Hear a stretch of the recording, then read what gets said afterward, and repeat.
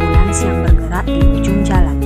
Hal ini dikarenakan sirine ambulans mengeluarkan gelombang bunyi yang kemudian merambat di udara sehingga dapat didengar oleh telinga kita.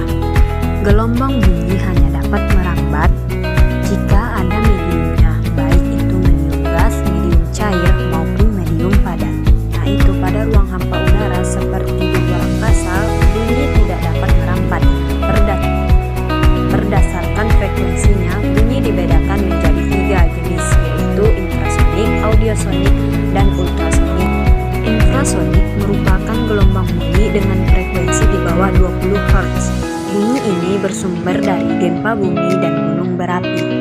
Audiosonik yaitu gelombang bunyi dengan frekuensi 20-20.000 Hz. Gelombang bunyi ini dapat didengar oleh telinga manusia. Ultrasonik merupakan gelombang bunyi dengan frekuensi di atas 20.000 Hz. Gelombang bunyi ini dapat didengar oleh anjing dan kelelawar. Peristiwa suara sirine yang terdengar di ujung jalan merupakan salah satu contoh kasus efek Doppler. Terdapat beberapa kasus lain mengenai peristiwa efek Doppler, yaitu sumber suara dan penghangat tidak bergerak.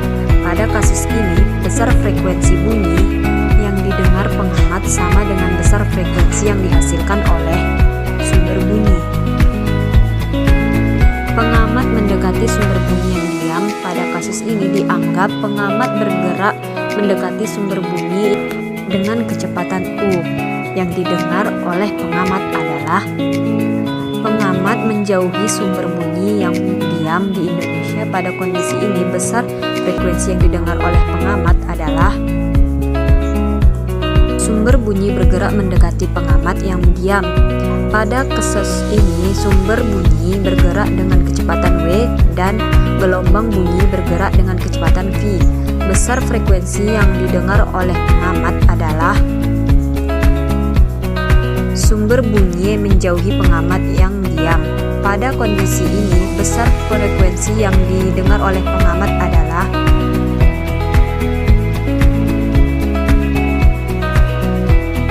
gelombang berdiri pada dawai bisa ditemukan pada senar gitar persamaan panjang gelombang dan frekuensi pada senar gitar, yaitu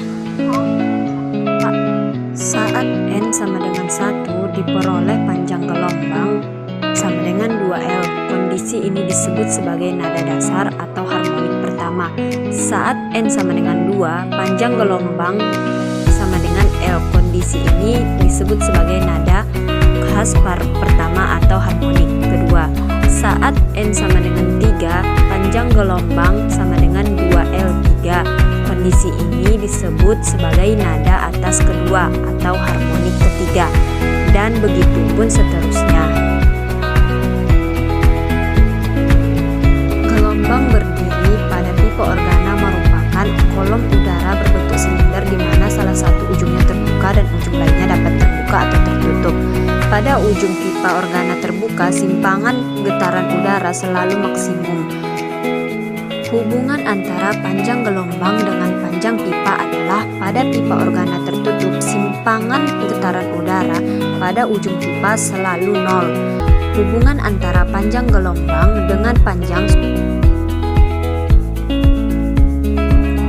itu intensitas murni, merupakan besarnya energi gelombang bunyi tiap waktu persatuan luas telinga.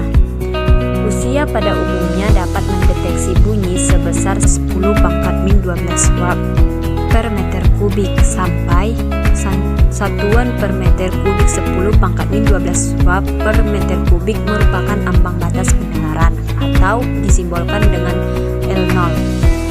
Untuk mencari level intensitas bunyi digunakan persamaan